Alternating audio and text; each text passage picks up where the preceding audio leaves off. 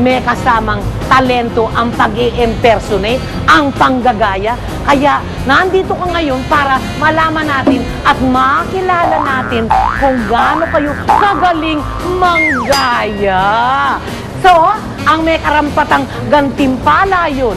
At ang lahat ay magsisimula kapag ito ay na-explika ng ating walang iba kundi ang ating mayordoma. Sige na. Salamat, La! Sige. La, medyo pahirap yung ginagawa O, sa akin. sige. Ngayon, mga impersonators, maaari ninyong sakyan ang inyong napakagandang mga float. Regine Diva, sumakay ka na sa iyong float at magsimula na sa parada! Kasi nagawa ko na yung mga motorcade na something na yun. Pag meron mga provincial shows, so medyo hindi na bago sa akin yun. Ang bago lang sa akin, nung magparada dito sa Metro Manila, na alam naman natin yung mga tao dito sa Manila, medyo harsh, alam mo yon. Lady Gaga, sakay na! Nahihiya po, pero okay lang din naman. Pero enjoy kasi hindi naman ako nag-iisa eh. 4, 5 naman kami.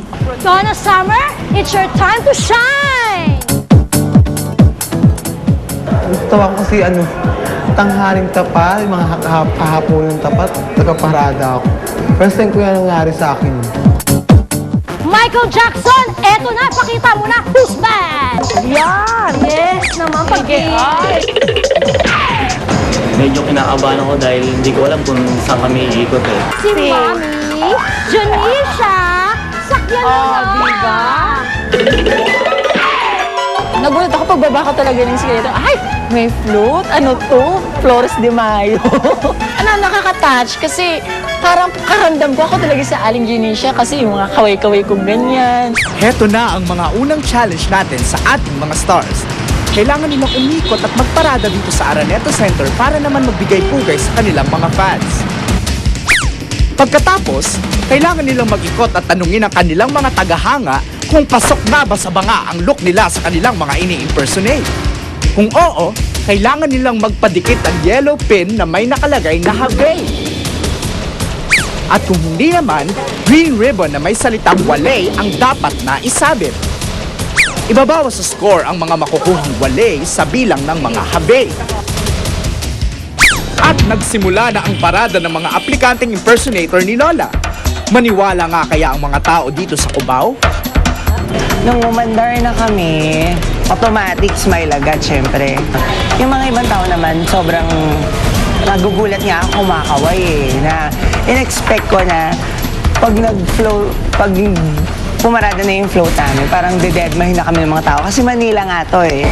Todo naman ang pagpapakyut nitong si Lady Gaga sa mga fans niya. Naku, enjoy ko na lang yun. Sanay na ako eh. O yun na lang, emote, pa-cute. Tapos biglang bibreak. Ewan ko saan ako kumalis eh. Teka, ibang klaseng parada ata ang gustong salihan nitong si Donna Summer. Nakapangluksa, itim na itim ang postura. Feeling beauty queen. Siyempre kakaway ka, beauty queen. Hello ate.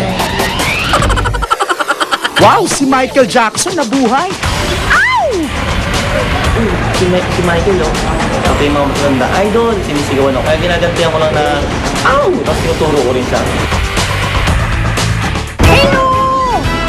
Hello! Thank you very much!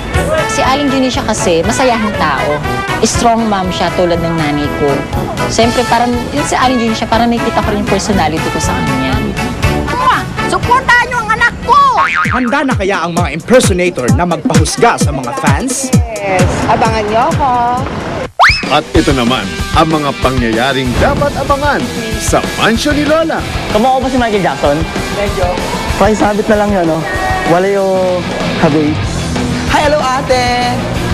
Kamukha ko po ba si Donna Summer? Si Donna Summer? Yes.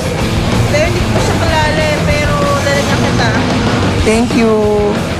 Ako, Yabili, sabitan mo ako. Pag oo, yellow. Pag green, hindi. Isis! Sandali lang! Kamukha ko ba si ano? Sino kamukha ko?